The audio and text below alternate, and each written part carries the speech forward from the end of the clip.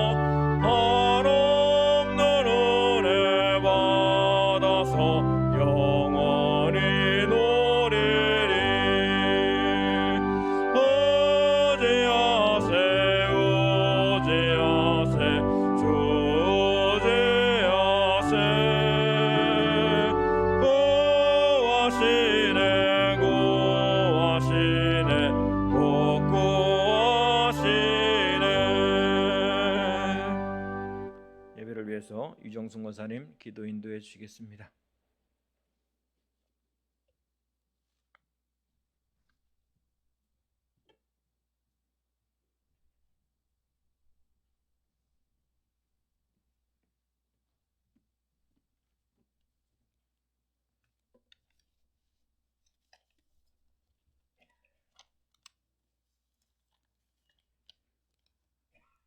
우리의 생명 되시는 하나님 아버지, 수요 예배로 저희를 불러주시고 찬양과 경배로 영광 예배 드릴 수 있음이 너무나 감사합니다.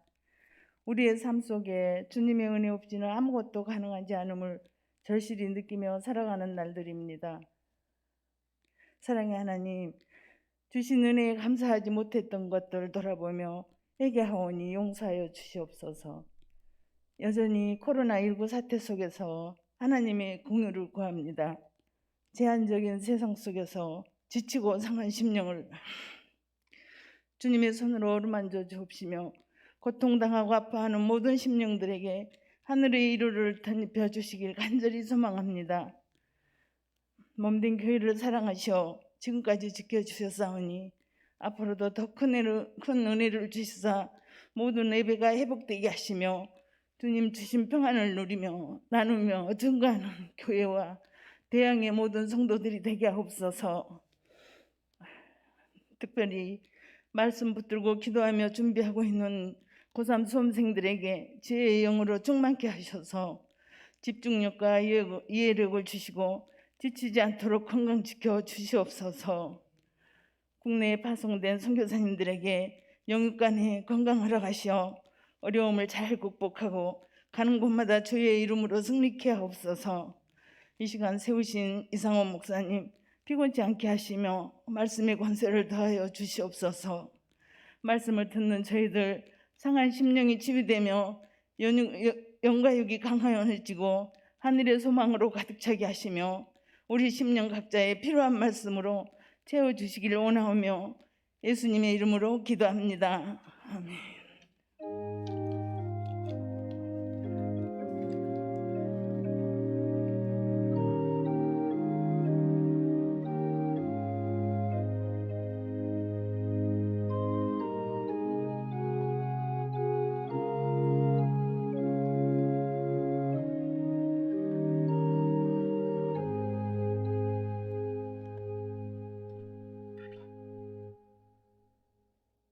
오늘 우리에게 준 하나님의 말씀은 구약성경 시편 69편의 말씀입니다.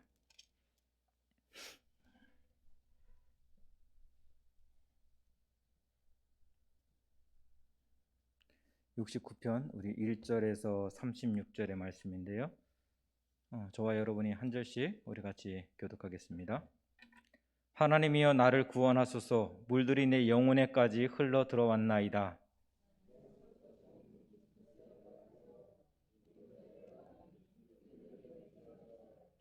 내가 부르짖음으로 피곤하여 나의 목이 마르며 나의 하나님을 바라서 나의 눈이 쇠하였나이다.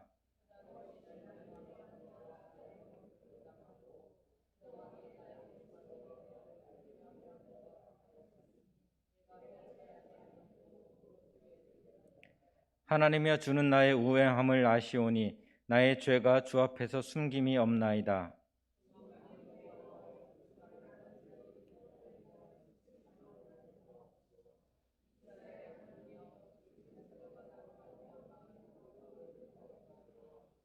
내가 주를 위하여 비방을 받았사오니 수치가 나의 얼굴에 덮였나이다.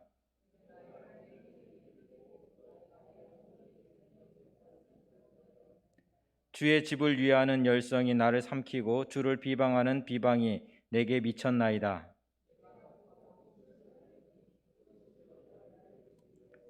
내가 굵은 배로 내 옷을 삼았더니 내가 그들의 말거리가 되었나이다.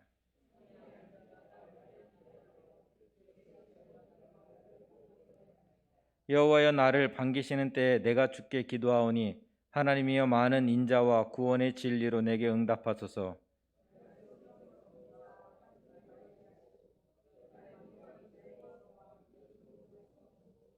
큰 물이 나를 휩쓸거나 깊음이 나를 삼키지 못하게 하시며 웅덩이가 내 위에 덮쳐 그것의 입을 닫지 못하게 하소서.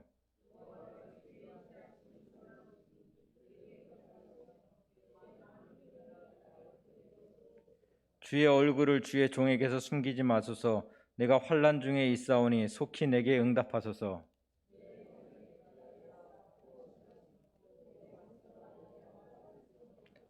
주께서 나의 비방과 수치와 능욕을 아시나이다. 나의 대적자들이 다 주님 앞에 있나이다.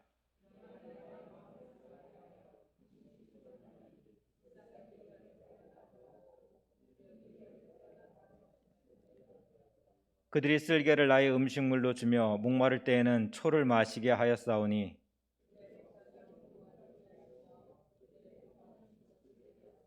그들의 눈이 어두워 보지 못하게 하시며 그들의 허리가 항상 떨리게 하소서.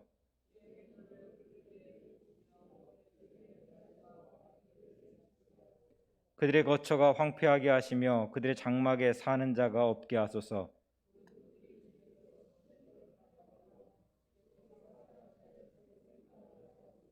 그들의 죄악에 죄악을 더하사 주의 공의에 들어오지 못하게 하소서.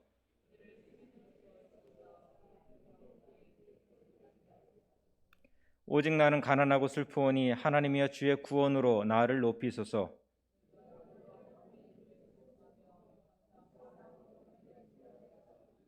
이것이 소 곧 뿔과 굽이 있는 황소를 드림보다 여호와를 더욱 기쁘시게 함이 될 것이라.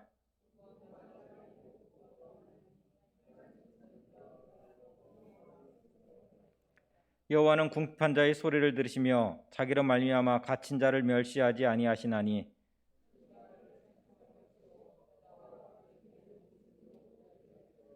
하나님이 시온을 구원하시고 유다 성읍들을 건설하시리니 우리가 거기서 살며 소유를 삼으리로다. 그의 종들의 후손이 또한 이를 상속하고 그의 이름을 사랑하는 자가 그 중에 살리로다. 아멘. 시편 69편은 다윗이 지은 시라 이렇게 기록되어 있습니다. 69편의 어떤 시간적 역사적 배경에 대해서는 학자들마다 조금 의견이 다른데, 어떤 사람들은 압살롬의 반역의 때 이 시를 지었다라고 말하기도 하고, 또 어떤 사람들은 아도니아의 반역 때 이 시를 지었다라고 이야기도 합니다. 그러나 우리 69편의 어떤 본문의 말씀을 통해서는 그 시대적 배경이나 이 상황들이 자세히 나와 있지 않는 것을 보게 되어집니다. 다만 분명한 것 한 가지는, 이 시편을 기록하고 있을 당시에 그 다윗이 경험하고 있는 그 상황들은, 삶의 상황들은 정말 소망이 끊어진 절대절명의 자리에서 지금 하나님을 찾고 있다라는 것을 우리는 시편 69편의 말씀을 통해서 우리가 정말 이해하고 바라볼 수 있습니다. 그래서 36절까지 쭉 기록되어 있는데, 많은 이야기들이 있는데 이거를 그냥 간략하게 딱 요약해서 보면, 하나님 나 죽겠습니다, 나 좀 살려주세요, 하나님 나를 비방하는 저들을 생명책에서 다 지워주세요, 그럼에도 불구하고 지금 내가 앞길이 보이지 않고 답답하고 힘들지만 나를 향한 하나님의 구원이, 하나님의 선하심을 나는 믿습니다, 그 믿음으로 내가 주님을 찬송하겠습니다. 그것이 이 69편의 전체적인 내용인 거예요. 그러니까 절대 절망의 자리에 있으면서 막 원수를 향해서 막 어떤 인간이 이야기할 수 있는 최고의 어떤 그 분노죠. 분노를 표현하고 있는 그 상황임에도 불구하고 다윗은 하나님의 선하심을 믿는 믿음으로 찬송을 하겠다라는 거예요. 참 어려운 이야기죠. 우리 한번 1절에서부터 한번 쭉 살펴볼 텐데, 제가 좀 이해를 돕기 위해서 표준세번역 성경이 지금 우리가 이 개역개정보다는 조금 이해하기가 좀 쉽게 기록되어 있더라고요. 그래서 표준세번역 성경으로 우리 1절에서 3절의 말씀 앞에 화면을 보면 다시 한번 같이 읽어보겠습니다. 하나님 나를 구원해 주십시오. 목까지 물이 찼습니다. 발붙일 곳이 없는 깊은 수렁에 빠졌습니다. 물속 깊은 곳으로 빠져 들어갔으니 큰 물결이 나를 덮습니다. 목이 쉬도록 부르짖다가 이 몸은 지쳤습니다. 눈이 빠지도록 나는 나의 하나님을 기다렸습니다. 1절에서 다윗은 하나님 나를 구원해 주십시오 라고 이야기를 하고 있는데, 물이 내 목에까지 찼다라는 거예요. 물에 빠져본 사람들은 경험하겠지만, 물이 목까지 차올랐을 때 느끼는 어떤 그 공포감, 두려움이라는 것은 말할 수가 없겠죠.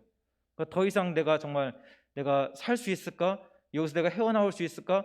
막 그 두려움이 막 최고조로 이렇게 달하는 그런 시간들이 아마 물이 목까지 차올랐다라는 그런 표현 속에서 우리는 알 수 있을 것 같습니다.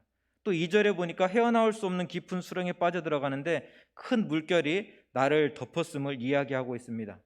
그러니까 어떻게 해서든지 이 상황에서 빠져나오고 싶은데, 이 위기에서 정말 모면하고 싶은데, 그러면 그럴수록 점점 더 그 상황 속으로 빨려 들어가고 있는 거예요. 뭔가 헤어나오기 위해서 막 몸부림을 치는데 오히려 더 복잡하게 일이 꼬여만 가고 있는 거예요. 소망이라는 것은, 희망이라는 것은 보이지 않는 상황이죠. 가을이 되면 서해안 갯벌에는 망둥어를 잡는 사람들이 좀 많이 등장합니다. 망둥어 낚시를 하러 많이 사람들이 오는데, 이 갯벌에서 이게 망둥어 낚시를 하거든요. 근데 망둥어가 잘 잡히는 데가 어디냐면, 이 갯벌 중에서도 이 갯골이라고, 물길이죠, 물길. 그러니까 갯벌에서 물이 지나가는 그 길에 망둥어들이 많이 있어요. 그러니까 물이 빠져나갈 때는 그 갯벌을 따라서, 그 갯골을 따라서 쭉 같이 빠져나가면서 망둥어를 잡고, 물이 들어올 때는 다시 쭉 올라오면서 이제 낚시를 하면서 이렇게 망둥어를 잡는 거예요.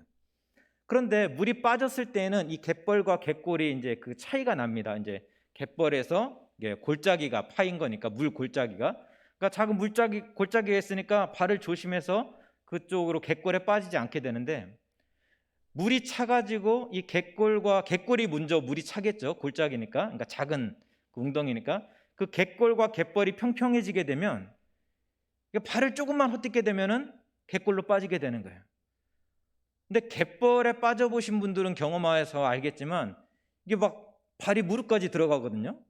그러니까 갯벌에서도 이게 빠져나오기가 힘든데, 갯골은 그냥 그 이상이라고 생각하시면 됩니다. 그냥 진흙탕, 그냥 쑥 들어가는 거예요.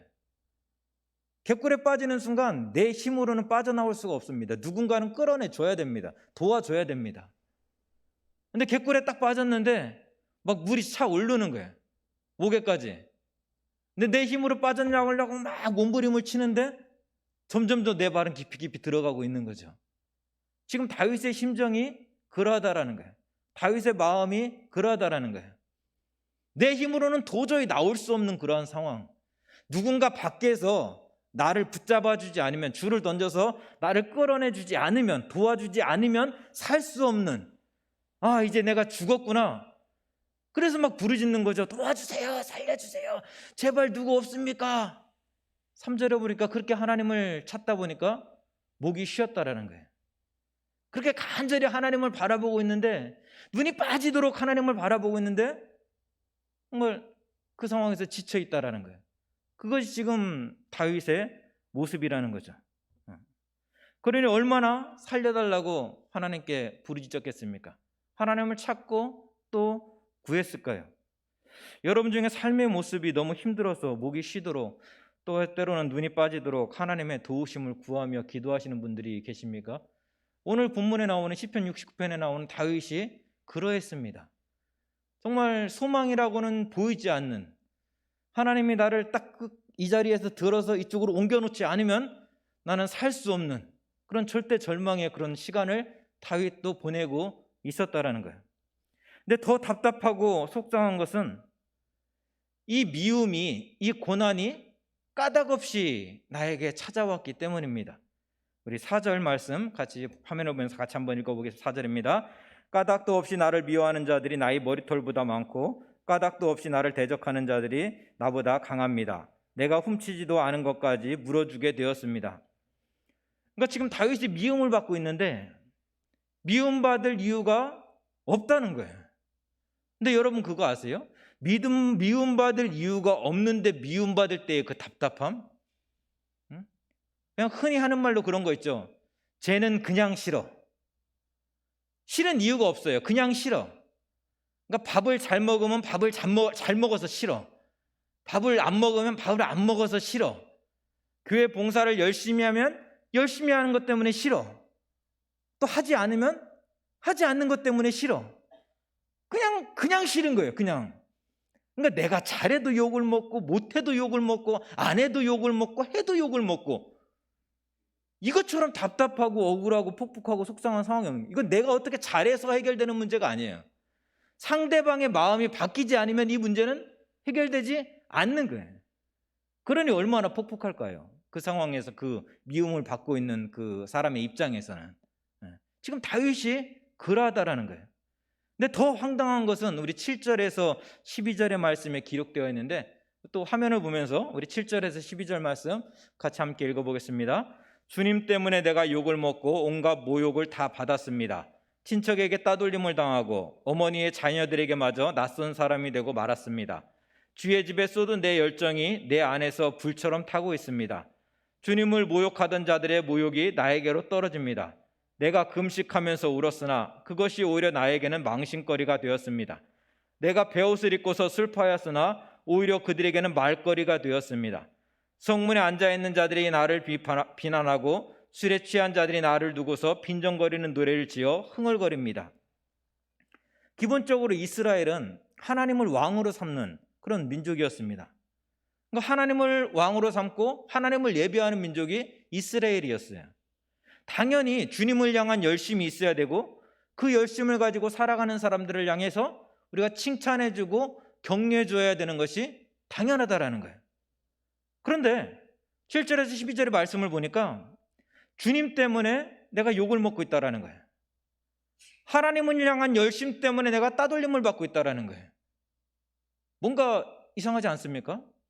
하나님을 향해서 열심을 내면은, 하나님을 향해서 충성하면 오히려 더 존경받고 칭찬받고 높임받는 것이 당연한 모습일진데, 이방인들이라면은 그들이 하나님을 섬기지 않으니까, 하나님을 모르는 사람들이니까 그렇다 치는데, 이스라엘 민족 사이에서 하나님을 예배하고 하나님을 왕으로 섬기고 고백하는 사람들인데, 그 속에서 하나님을 섬긴다는 이유 때문에, 하나님을 예배한다는 이유 때문에, 하나님께 충성한다는 이유 때문에 그들이 지금 다윗이 고통받고 있다는 거예요. 고난받고 있다는 거예요.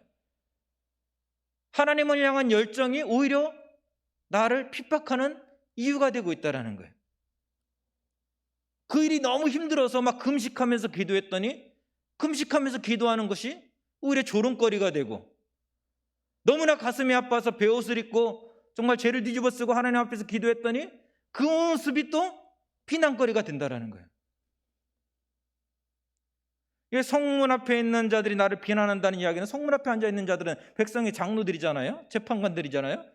근데 오히려 그들도 나를 비난하고 있고, 술주정뱅이들도 나를 비난하고 있고, 그럼 내가 어떻게 해야 되는가? 오히려 하나님을 욕해야 되는가? 하나님을 위한 열심을 포기해야 되는가?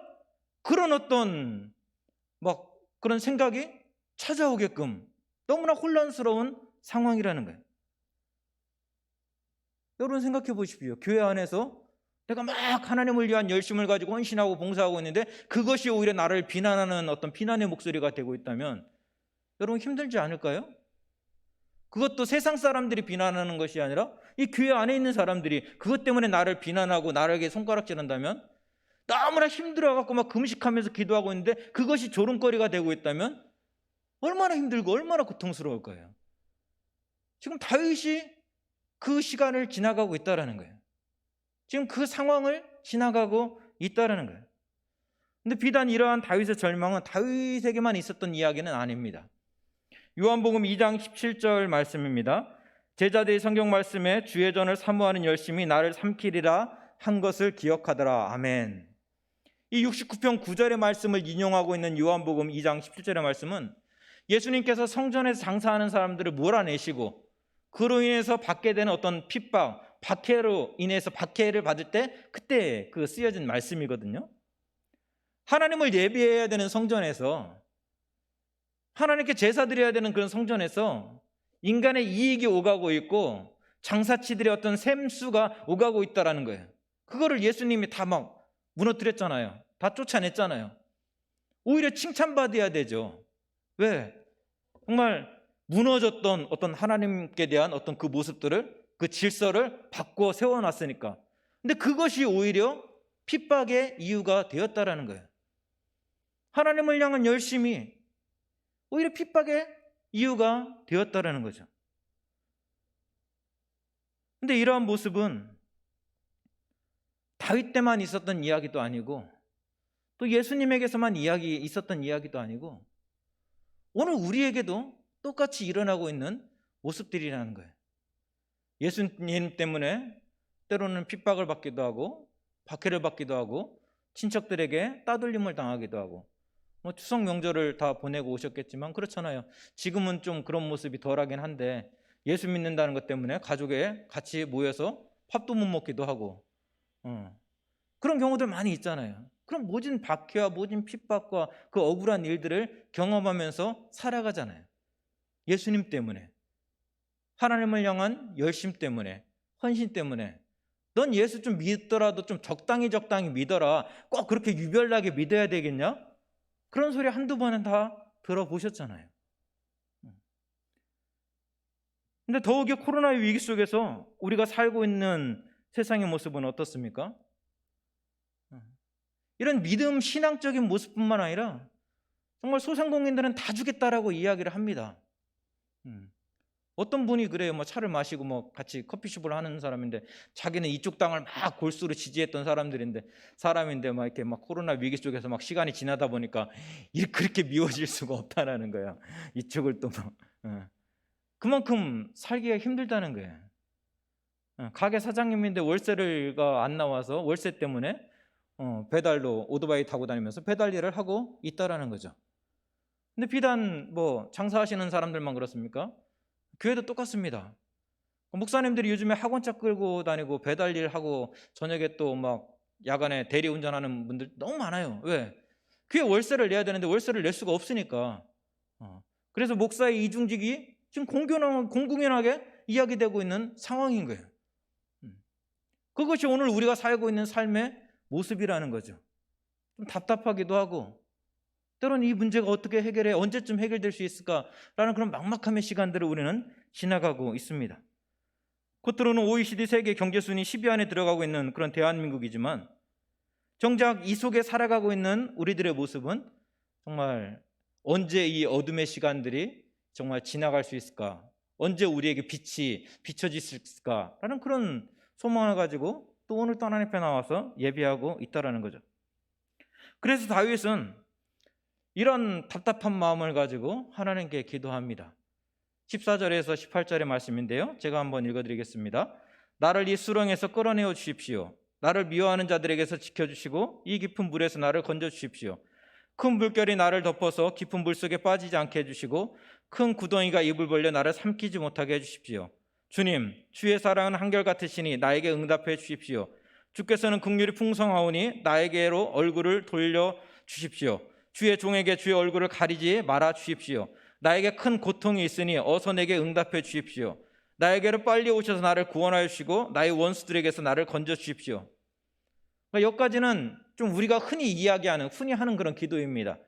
근데 조금 더 솔직한 모습이 22절에서 28절의 모습에 쭉 기록되어 있어요. 제가 한번 읽어드릴게요.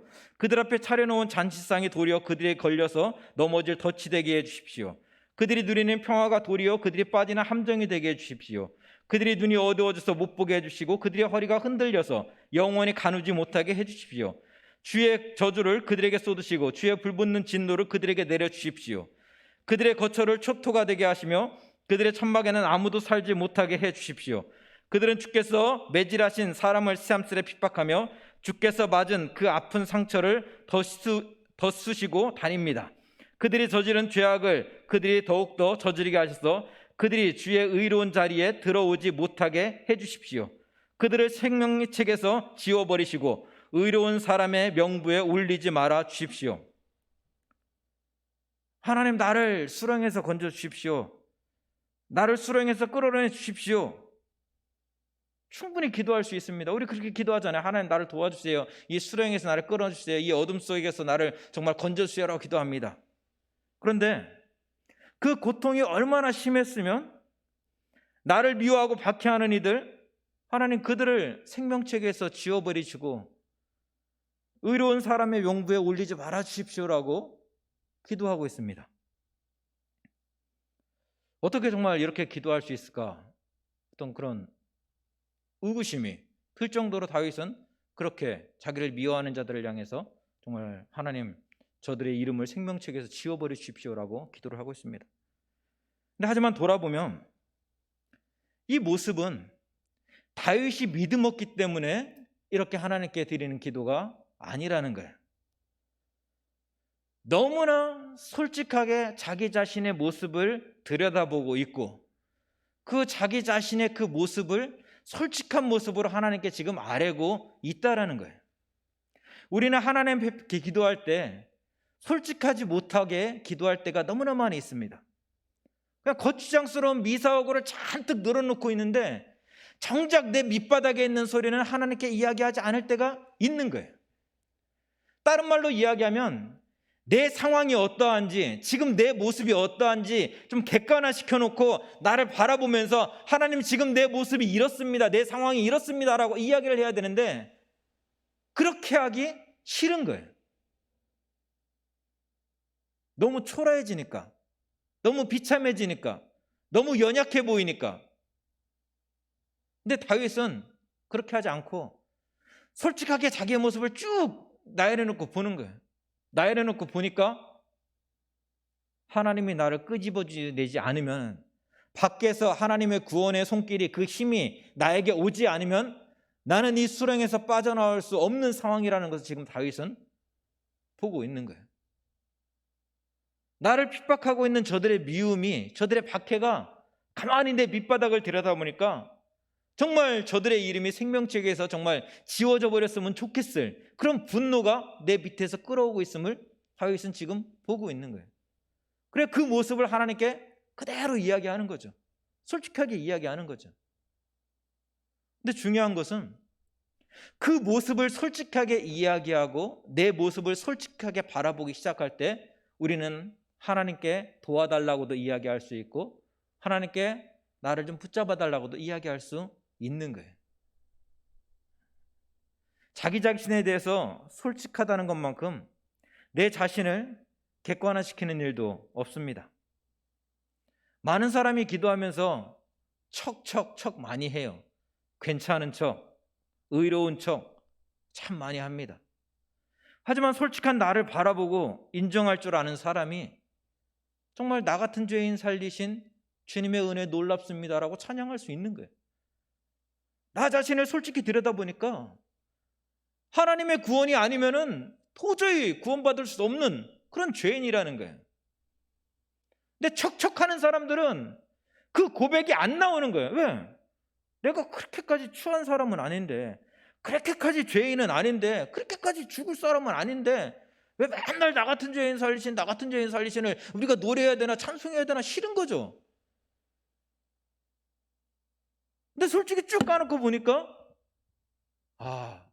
내가 하나님 앞에서 의로운 사람인 줄 알았더니 나를 미워하는 자들을 향해서 저들의 이름을 생명책에서 지워달라고 할 만큼 그런 내가 사악한 사람이구나, 악한 사람이구나, 독한 사람이구나. 하나님의 은혜가 아니면은 내가 살 수 없는 사람이구나. 하나님 도와주십시오. 내 힘으로는 도저히 하나님 앞에 나아갈 수 없습니다. 하나님 붙잡아 주십시오. 그래서 속에 있는 분노를 쏟아내다 보니까 분노가 사라지고 하나님이 주시는 평안이 채워짐의 은혜를 경험하게 되는 거예요. 나 자신에 대해서 우리 스스로가 정직해졌으면 좋겠습니다. 정말 나는 하나님의 도우심이 아니면 살 수 없음을 우리가 고백한다면 정말 내 자신이 그 고백을 할 수밖에 없는 사람인지 아닌지 내 자신에 대해서 정말 솔직해졌으면 좋겠습니다.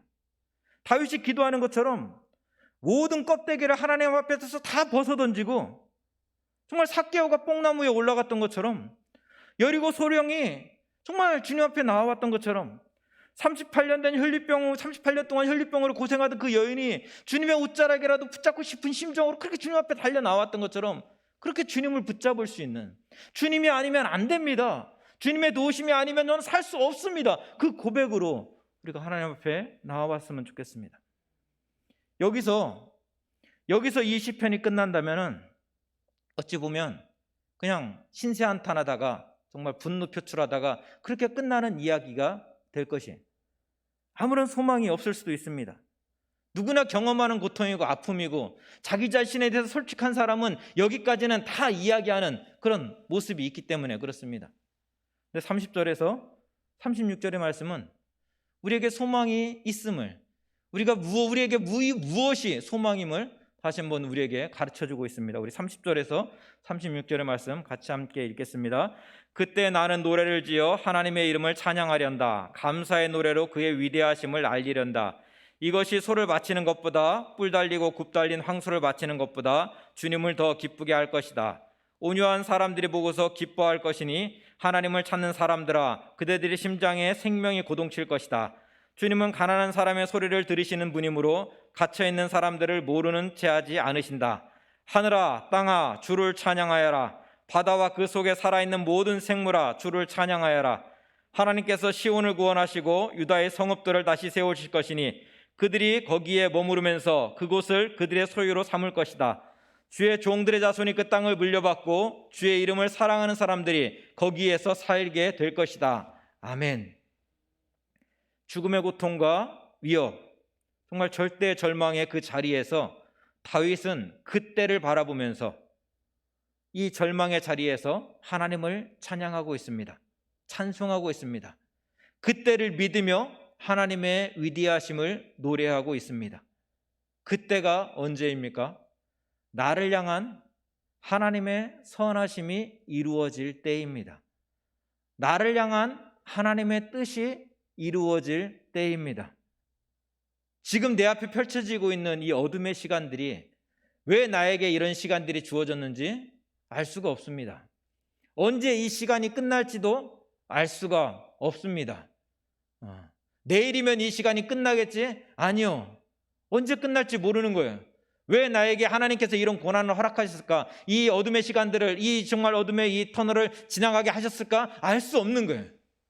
그러나 분명한 것 한 가지는 알 수 있는 거예요. 그것이 뭐냐? 하나님은 선하시다라는 거예요. 나를 향한 하나님의 뜻은 선하시다는 거예요.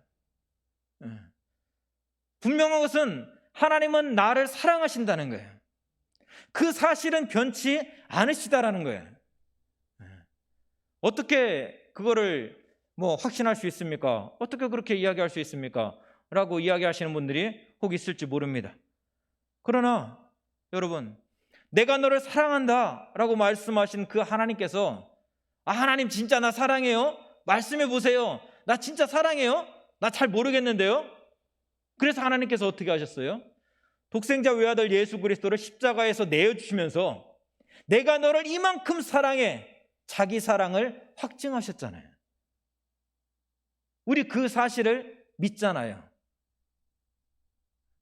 왜 이런 일들이 나에게 이루어지고 있는지, 지금 내 상황 가운데 왜 정말 길이 보이지 않는지 우리는 그 이유는 알 수 없습니다. 어디로 가야 될지도 모르겠습니다. 무엇을 해야 될지도 모르겠습니다. 그러나 분명한 것은 하나님이 나를 사랑하고 있다는 것, 나를 향한 하나님의 뜻은 선하다는 것, 그것은 나는 알겠다는 거예요. 다른 건 못 믿어도 그거는 믿겠다는 거예요. 이거를 믿지 않는다면 우리는 십자가를 다시금 알아봐야 돼요. 내가 정말 예수를 믿고 있는가? 예수님께서 날 사랑하여 십자가에서 죽으시고 나의 죄 때문에 십자가에서 죽으시고 그 하나님의 은혜로 말미암아서 내가 구원을 받았는가? 이 믿음의 고백이 나에게 있는가 없는가부터 다시금 점검할 수 있어야 됩니다. 이 믿음의 고백이 있는 사람이라면 다른 거는 다 못 믿어도 예수 십자가는 믿을 수 있다라는 거예요. 하나님의 그 사랑만큼은 믿을 수 있다라는 거예요. 그 사실을 믿을 수 있는 사람은, 나를 향한 하나님의 그 뜻이 선하다는 것을 믿을 수 있는 사람은, 하나님께서 나를 사랑한다는 그 사실을 믿을 수 있는 사람은 그때에 하나님의 선이 이루어지는 그때에, 하나님의 뜻이 이루어지는 그때에, 그때가 언제일지는 모르지만 나는 그때를 바라보면서, 그때를 믿으면서 이 절망의 자리에서 주님을 찬양하겠노라 고백할 수 있는 거예요. 눈물을 흘리면서도 주님을 찬양하겠습니다라고 찬양할 수 있는 거예요. 예수를 믿는다는 이유 때문에 십자가에서 매달려야 되는 그 순교의 현장에서도 그때를 믿으며 나는 찬양할 수 있는 거예요. 찬양하면서 뚜벅뚜벅 그 길로 걸어갈 수 있는 거예요. 당장 그 자리에서 내가 살아나지 않을 수 있습니다. 그 자리에서 순교를 당할 수 있습니다. 그 자리에서 죽을 수 있습니다. 그러나 나를 향한 하나님의 선은 선하다는 거예요. 나를 향한 하나님의 사랑은 변치 않으시다라는 거예요. 그래서 아브라함이 갈 길을 알지 못하고 내가 내게 지시할 땅으로 가라 주님 말씀하셨을 때 모든 것 다 내려놓고 떠나갈 수 있는 거예요. 그것이 믿음인 거예요. 길이 보여서 떠나는 것이 아니라, 길이 보여서 모든 걸 정리하는 것이 아니라, 길이 보이지 않지만 나를 향한 하나님의 뜻이 선하다는 것을 믿기 때문에, 하나님의 사랑은, 나를 사랑하신다는 그 하나님의 사랑은 변하지 않는다는 것을 알기 때문에 내가 떠날 수 있는 거예요. 그때를 바라보면서 내가 찬송할 수 있는 거예요. 그때를 바라보면서 내가 주님을 찬양하는 거예요. 황소를 드림보다 이 믿음으로 주님을 찬양하는 것, 그것을 하나님은 더 기뻐하신다는 거예요. 이 믿음으로 주님을 찬양하는 것, 그것이 하나님이 기뻐 받으시는 제사라는 거예요. 사랑하는 성도 여러분, 앞이 보이지 않을지라도, 바닷물이 목에까지 차들어올지라도, 원수의 칼날이 목을 겨누고 있다 할지라도 나를 향한 하나님의 뜻이 선하다는 것을 여러분 믿으십니까? 그렇다면 그 하나님의 선하심을 찬송할 수 있기를 원합니다. 힘들면 힘들기 때문에 찬송하고, 괴로우면 괴롭기 때문에 찬양하고, 그렇게 주님의 뜻이 내 삶 가운데 이루어지기를, 언제일지는 모르지만 나를 향한 그 하나님의 뜻이 이루어지기를 소망하면서 그렇게 주님을 찬송할 수 있기를 원합니다. 오늘 시편 69편에서 다윗이 목에 물이 차오르는 듯한 그런 상황 속에서도, 바울이 빌립보 감옥에서도 주의 뜻이 이루어지기를 기도하고 찬송했던 것처럼 말입니다. 그렇게 나를 향한 하나님의 선이 이루어질 그때를 바라보며 그 드리는 찬송의, 오늘 69편에서는 황소를 드림보다, 그 어떤 제물을 바치는 것보다 우리 주님이 기뻐 받으시는 믿음의 제사라 말씀하고 있습니다. 우리 369장 우리 함께 찬송하면서 같이 기도의 자리로 나아가겠습니다. 찬송가 369장입니다.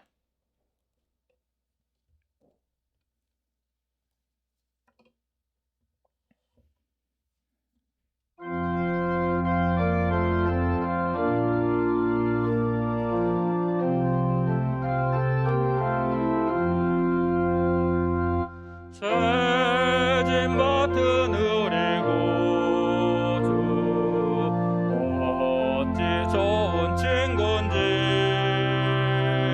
걱정 근심 무거운지 우리 주께 맡기세 주께 고함 없는 고로 복을 받지 못하네 사람들이 어찌하여 아랠 줄을 모를까 시험 걱정 모든 괴로움 없는 사람 누군가 보잘없이 낙심 말고 기도드려 아뢰세 이런 진실하신 친구 찾아볼 수 있을까 우리 약함하시오니 어찌 아니하릴까 근심 걱정 무거운 짐 아니 진자 누군가 피난처는 우리 예수 주께 기도드리세 세상 친구 멸시하고 너를 조롱하여도 예수 품에 안기어서 참된 위로봐 우리 3절입니다. 근심 걱정 무거운 짐 근심 걱정 무거운 짐 아니 진자 누군가 피난처는 우리 예수 주께 기도드리세 세상 친구 멸시하고 너를 조롱하여도 예수 품에 안기어서 참된 위로 받겠네 우리 같이 우리 세 가지 기도 제목 놓고 같이 기도할 텐데 첫 번째 기도할 때는 우리가 절망 속에서 소망을 노래하는 하나님의 사람들 되게 달라고 하나님의 선을 믿으며 그 소망을 노래하는 하나님의 사람이 되게 달라고 같이 기도하기 원합니다. 또 주님을 향한 우리 예배를 하나님이 회복시켜 달라고 같이 기도하기 원합니다. 또 환우들의 몸과 마음을 주님께서 일으켜 달라고 우리 세 가지 기도 제목 놓고 우리 같이 기도하겠습니다. 우리 같이 기도합니다.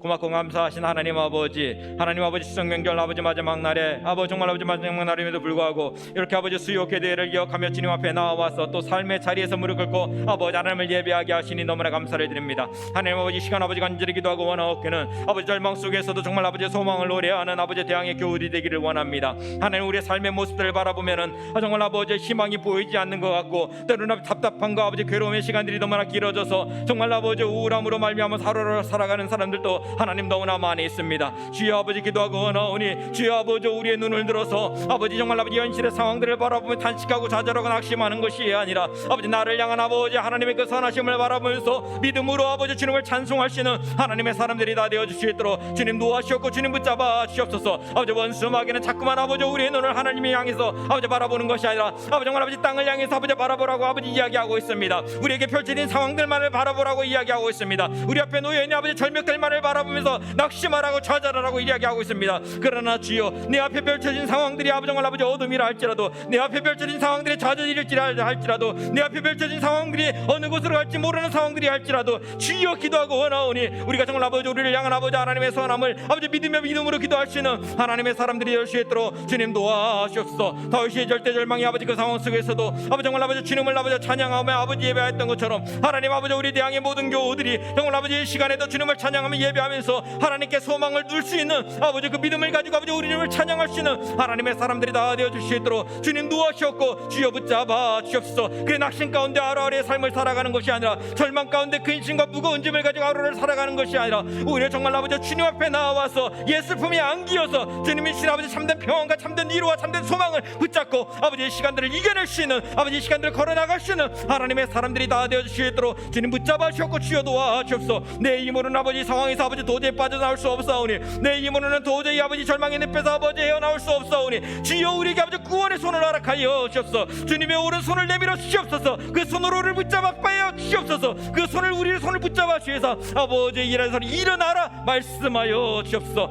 하나님 기도하고 원하오니 아버지 정말 아버지 주님을 향하는 우리의 예배가 하나님 아버지 온전히 아버지 회복되어지기를 원합니다. 아버지 유아 유치부에서부터 작년에 이르기까지 아버지 새벽에서 정말 아버지 수요 금요일에 이르기까지 하나님 모든 예배 시간이 아버지 온전히 아버지 주님을 향한 아버지 그 뜨거움으로 가득 채워지기를 원합니다. 주여 우리를 불쌍히 여겨 주옵소서. 아버지 코로나19가 우리의 예배를 향한 아버지 그 열정을 아버지 가로막는 것이 아니라 오히려 정말 아버지 간절함을 가지고 주님을 예배할 수 있는 아버지 대항의 교들 되어지게 도와주셔서 아버지 정말 모든 시간이 모든 자리가 아버지 차고 넘치며 다시금 아버지 하나님을 뜨겁게 예배하시는 찬양하시는 아버지 대항교회가 될 수 있도록 우리 아버지 한국교회가 될 수 있도록 온 세계 교회가 될 수 있도록 모든 선교지 열방이 될 수 있도록 주님 붙잡아 주시고 주님 동행하여 주옵소서. 이 시간에 정말 아버지 하나님의 은혜를 구하며 아버지 기도하는 아버지 환우들이 있습니다. 몸과 마음이 아버지 지쳐서 아버지 쓰러져 있는 아버지 영혼들도 있습니다. 주님 불쌍히 여겨주시고 찾아가 주시옵소서. 아버지 연약한 자리마다 주님께서 비오는 손으로 친히 안수하여 주시옵소서. 알리라고 말씀하여 주시옵소서. 아버지 넘어져 있는 자들에게 그 손을 아버지 붙잡아 일으켜 세워 주시옵소서.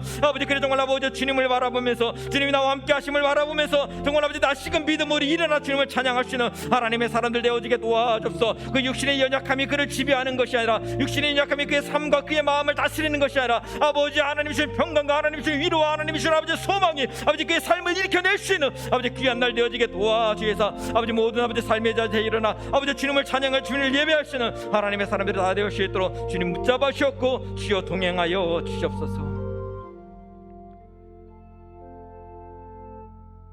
아버지 하나님 감사합니다.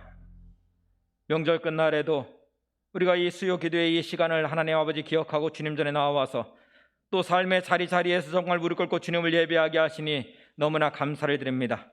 하나님 우리 앞에 펼쳐진 아버지 상황들은 아버지 절망이고 또 좌절이고 낙심이고 희망이 없음의 모습들이 정말 아버지 하루하루 반복되고 있지만 주여 아버지 우리가 정말 이 상황 속에서 이 상황을 바라보면서 아버지 낙심하고 좌절하고 절망하고 아버지 무너지는 것이 아니라 우리를 향한 아버지 하나님의 뜻이 아버지 선하심을 믿으면서 오늘 또 하나님이 정말 아버지 우리를 사랑하고 있음을 그 믿으면서 그 믿음으로 정말 아버지 한 걸음 한 걸음 나아갈 수 있는 대항의 모든 가족들 되어줄 수 있도록 주님 도와주시옵소서. 절망에서 아버지 안승과 아버지 안승 가운데 하루하루를 살아가는 것이 아니라 오히려 정말 아버지 그 아버지 사도 바울과 실라가 빌립보 감옥에서도 주님을 찬송하였던 것처럼 힘들기에 주님을 찬송하게 도와주었고 정말 아버지 힘이 없기에 주님을 찬송하게 도와주셨고 아버지 정말 아버지 절망에 빠져있기에 주님을 찬송하게 도와주셨고 하나님 아버지 기뻐할 일이 없기에 오히려 주님을 찬송할 수 있는 하나님의 사람들 되어지게 도와주셔서 찬송 가운데 승리할 수 있는 아버지 찬송함으로 말미암아서 모든 정말 아버지 악한 것들을 떨치고 일어나 아버지 하나님을 예배할 수 있는 대항의 모든 교우들 가족들 되어 주시도록 주여 사랑하여 주옵고 주님 붙잡아 주옵소서. 육신의 연약함으로 말미암아 아버지 그 마음의 연약함으로 말미암아 누워있는 아버지 환우들이 있습니다. 주님 찾아가 주시사 하나님 넘어진 그 영혼에게 아버지 달리라고 말씀하여 주옵소서. 일어나라 말씀하여 주옵소서. 낙심한 영혼들마다 예수 이름 붙잡고 다시금 일어나는 역사 있게 도와주옵소서. 연약한 나를 바라보면서 좌절하는 것이 아니라 아버지 연약한 가정의 모습을 보면서 낙심하는 것이 아니라 내 손을 붙잡고 있는 예수가 우리의 소망인 줄 믿사오니 예수 이름으로 일어나고 예수 이름으로 찬송하고 예수 이름으로 아버지 오늘 또 주님 앞에 나아올 수 있는 아버지 하나님의 사람들 되어지게 도와주셔서 모든 절망 속에서도 주님을 찬양하며 모든 아픈 것들 모든 연약한 것들 다 떨쳐버리고 하나님 앞에서 강건하게 일어서는 아버지 귀한 하나님의 사람들이 다 되어주시도록 주여 고쳐주시옵고 주여 붙잡아 주시옵고 그 마음 가운데, 그 입술 가운데 찬송의 열매를 허락하여 주시옵소서. 예수님의 이름으로 기도합나이다. 아멘. 하늘에 계신 우리 아버지, 아버지의 이름을 거룩하게 하시며 아버지의 나라가 오게 하시며 아버지의 뜻이 하늘에서와 같이 땅에서도 이루어지게 하소서. 오늘 우리에게 일용할 양식을 주시고 우리가 우리에게 잘못한 사람을 용서하여 준 것 같이 우리 죄를 용서하여 주시고 우리를 시험에 빠지지 않게 하시고 악에서 구하소서. 나라와 권능과 영광이 영원히 아버지의 것입니다. 아멘.